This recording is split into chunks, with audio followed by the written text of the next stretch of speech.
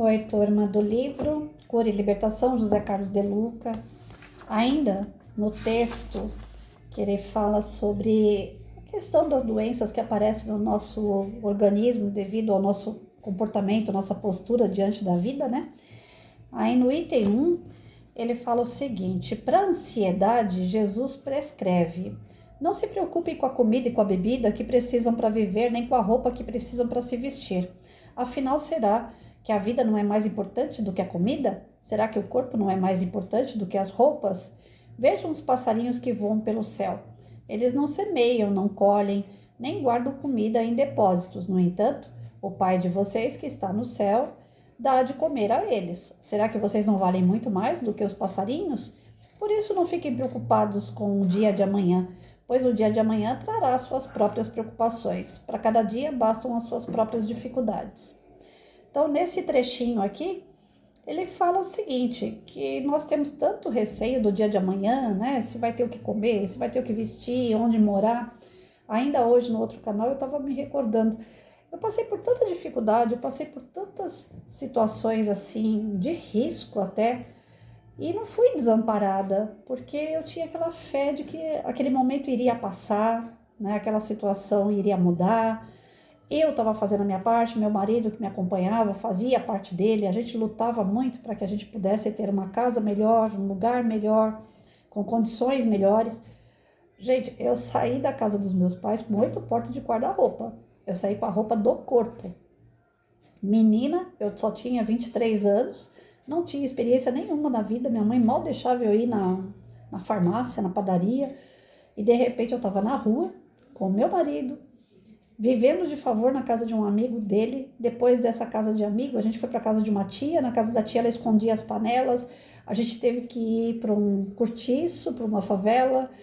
Lá a gente levou uma cama, um guarda-roupa, que o guarda-roupa, inclusive, foi a própria tia que me deu, do tipo assim, ufa, né? Vai embora, eu te dou de presente para você poder sair daqui. E nós levamos um fogão e um botijão de gás que meu tio deu.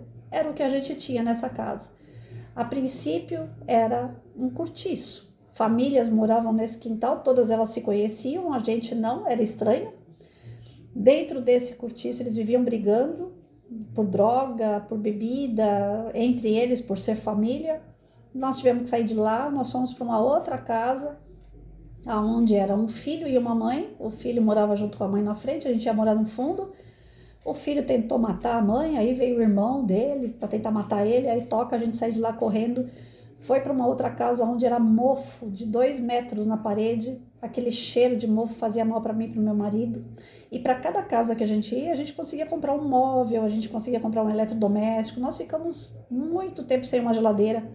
Eu chegava no açougue e colocava minha mão assim pro açougueiro, falava, ó, tanto que cabe de uma carne moída aqui, ó, você faz para mim, um montinho de carne moída. Era a ticket que eu recebia do estado de papelzinho, eu dava aquele ticket para ele, que era R$2 cada folhinha. Eu lembro que era coisa de 50 centavos, um montinho de carne moída. Ele, uma vez ele ainda falou assim, mas professora, porque a gente por ser professora acaba sendo conhecido, né? Mas professora, a senhora ganha tão mal assim que tem que levar um montinho de carne moída só, porque a senhora já não leva a carne da semana, como geralmente as pessoas fazem, ou mais carne, né? Eu falei, não, porque eu não tenho geladeira, então eu tenho que levar, fazer e comer na hora. E tinha uma panela só, era aquela coisa, fazia um pouquinho de arroz naquela panela, lavava a panela, fazia um pouquinho de carne, né? E assim ia. Feijão para fazer demorou muito tempo, porque a panela de pressão é cara. Então, assim, a todo momento que, né, essa construção de pouquinho em pouquinho que eu fui fazendo com meu marido, deu para perceber que qualquer pessoa é capaz de fazer o que nós fizemos e muito mais. Não estou dizendo que fugir de casa, né? Eu fugi de casa para casar. Mas a título de você se superar dia a dia, de você ter condições materiais no dia a dia melhor, isso todos nós somos capazes, todos nós somos capazes. Não é difícil de fazer isso não, né? Não, melhor dizendo, é difícil, mas não é impossível, né? Nós somos capazes de ultrapassar aquilo que para nós é o limite. Jesus disse que nós éramos capazes de fazer tudo que ele fazia e muito mais. Então é dado ao homem inteligência, motivação, a gente tem essa centelha da fé, né, que vai movimentando a gente em torno das nossas necessidades, desafios e que fazem a gente crescer e evoluir. Então, para que eu vou ficar Ah, mas será que amanhã eu vou ter o que comer? Eu não posso ficar pensando nisso. Amanhã eu trabalho e se eu ganhar o suficiente eu como bastante, se eu não ganhar o suficiente eu como pouco, mas faltar não falta. A gente vê que tem os pedintes de rua. Se fosse assim, o cara não ia sobreviver 2 dias na rua. E tem cara que nasceu, cresceu desde de pequeno, desde criança, ele tá ali, né, nesse ciclo ruim de morar na rua, mas sobrevive. Então, a todos nós vamos ter de acordo com o nosso merecimento, de acordo com o nosso trabalho, o nosso empenho. Você quer saber se vai ter condições de algo material futuramente? Vê como é que você está trabalhando hoje. Né? A situação está difícil, o país está atravessando mais uma vez, né, a tormenta de um governo que não é um governo, é um desgoverno, e isso está trazendo, né, muitas pessoas ao desemprego, mas isso não significa que brasileiro passa fome, não, que nós temos uma coisa bacana, que é a nossa religião. Todos os brasileiros em geral têm a sua religião, têm a sua fé, e nós temos criatividade. Tendo essas duas e mais a força de vontade, pronto, ninguém segura. Então a gente não precisa ter esse medo do que vai vir lá na frente. Esse medo do que vai vir lá na frente chama ansiedade. Ansiedade é algo que você anseia, que ainda não aconteceu. Às vezes o monstro não é desse tamanho todo e a gente coloca como se fosse. E se a gente colocar um monstro muito grande, a gente não consegue passar por ele. Muitos dos nossos desafios a gente não consegue passar porque nós pintamos o desafio maior do que ele é. A nossa ansiedade por um concurso não deixa a gente passar na prova.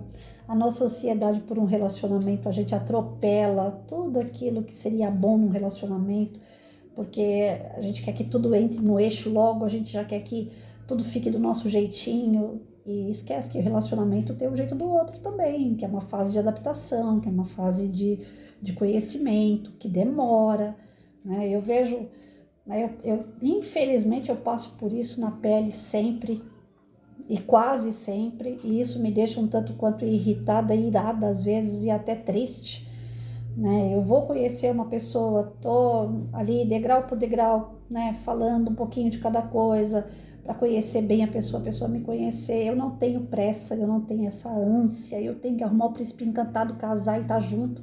Eu não tenho isso, nunca tive essa euforia toda, esse medo de que, se não foi esse, não vai ser outro. Não. Eu tô conversando com uma pessoa, tá dando certo? Eu vou conversando. Se eu vejo que não tá dando muito certo, eu já vou abrir um leque para conversar com outra pessoa. E assim a gente vai indo, sem desrespeitar, sem essa de menosprezar ninguém. Mas tem gente que não, né?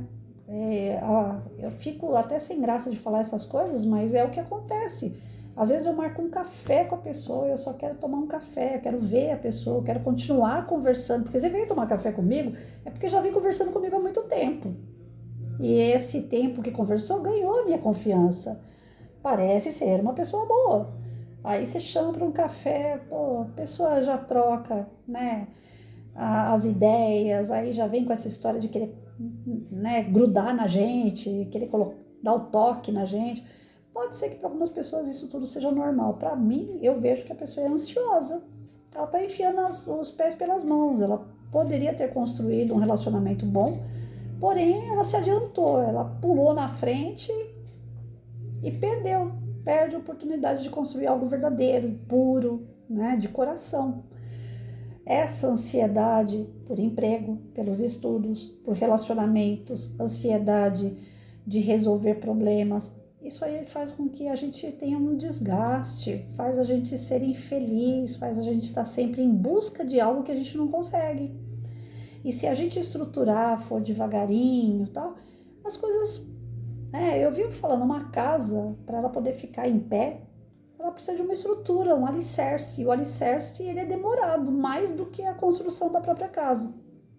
Então, as pessoas estão esquecendo desse alicerce, elas querem pular tudo, né? Vai procurar emprego, elas querem mostrar tanto que elas já sabem, que elas acabam parecendo arrogante, acaba parecendo que elas trabalham sozinhas, que elas não precisam de ninguém, que não sabem fazer o trabalho em equipe.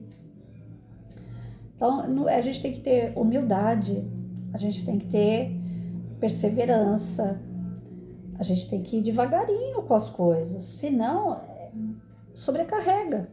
E essas preocupações, quando vão se sobrecarregando na gente, elas vão trazendo as angústias, as tristezas, elas vão trazendo pra gente até mesmo o desejo de parar, o desejo de, não deu certo com ninguém, eu não quero ninguém.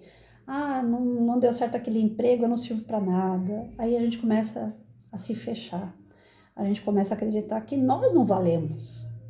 E nós valemos muito para Deus, a gente vale muito para Jesus, a gente vale muito para aquelas pessoas que estão em nossa volta, sim.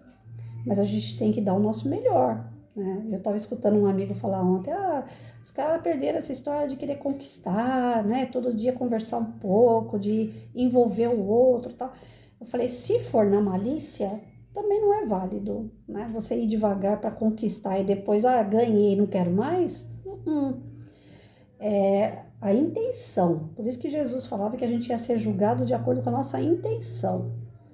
Dentro desse quadro de ansiedade excessiva, a gente pode se dar mal. Vai vir doenças físicas. Mas a gente também não pode ser daquele tipo assim, eu vou comendo pela beirada, né? Eu vou fazer as coisas, né, montando ali a minha arapuca. Se a minha intenção, de qualquer forma, é usar alguém ou alguma situação a meu favor, a intenção é péssima, não vai dar certo também. Então, o que a gente tem para dar certo? A boa intenção. Eu vi uma pessoa, eu quero essa pessoa na minha convivência, eu quero que seja um namorado meu. Então, eu vou procurar fazer o melhor que eu puder para essa pessoa, porque é dando que se recebe. Geralmente é isso.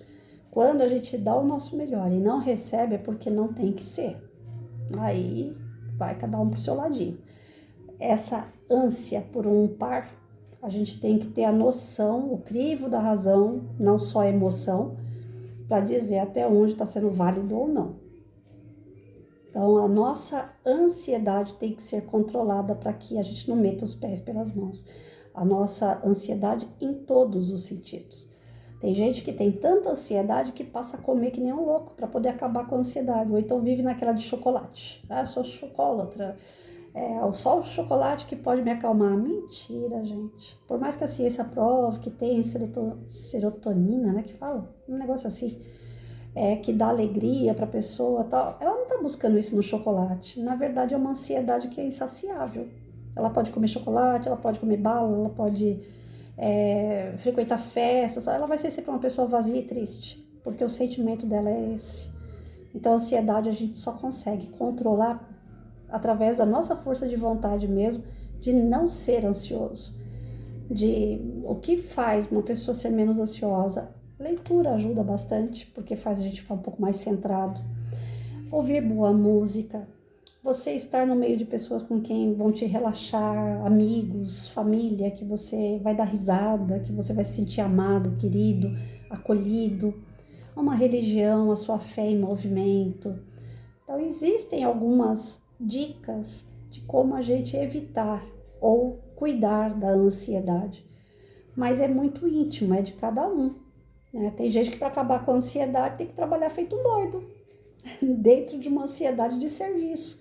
Mas ele acaba com aquela ansiedade de preocupações, de família, de convivência. É um tema bem complexo essa questão da ansiedade.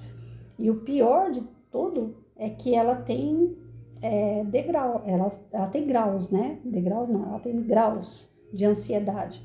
Se você chegar no pico da ansiedade, que é o extremo, né? De ser ligado mesmo 220 o tempo todo, corre o risco de dar aquele pum, né? Tipo energia quando corre na casa, né? Na fiação, se for um excesso de energia, estoura. Então, o pico da ansiedade, quando ela estoura, pode virar o quê? Uma depressão. A pessoa sobe, quando ela cai de uma vez só. Então, é algo que a gente realmente precisa prestar muita atenção e não deixar acontecer. Porque se cair numa depressão, é difícil tirar. Né? Eu estava conversando com um amigo ainda há pouco, falei para ele, nossa, tem hora que eu tô meio assim, baqueada e tal, eu não tô legal.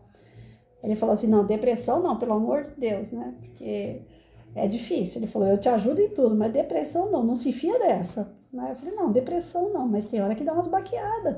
E a gente tem que estar alerta, né? Ó, sinalzinho de alerta, o negócio não tá muito bom, vamos virar essa chavinha aí. Então, vamos parar de se preocupar. O preocupar significa pré-ocupar. Você não ocupou ainda, você está pré-ocupando.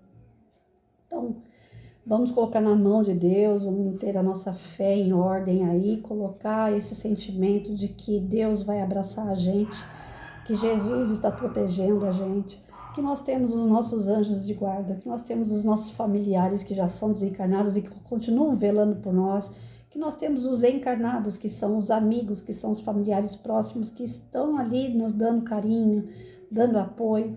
Não vai faltar nada para nós, porque Deus não vai deixar faltar nada. A gente tem que ter essa fé e realmente não falta. Quando falta é porque nós somos insatisfeitos, nós somos um saco sem fundo, não é?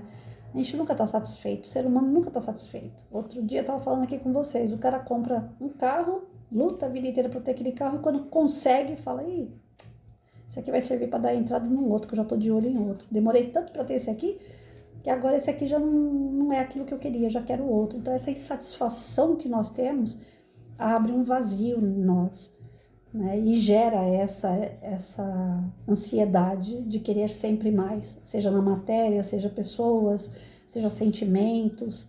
Então a gente tem que estar bem alerta, porque é um sinalzinho de que a coisa não está bem. Né? Vamos ser mais calmo, tranquilo, vamos aguardar para algumas coisas terem a hora certa de acontecer, não vai depender só da gente. E tem o atendimento que vem do céu, né? Nós temos o apoio que vem do céu, nós temos que confiar, né?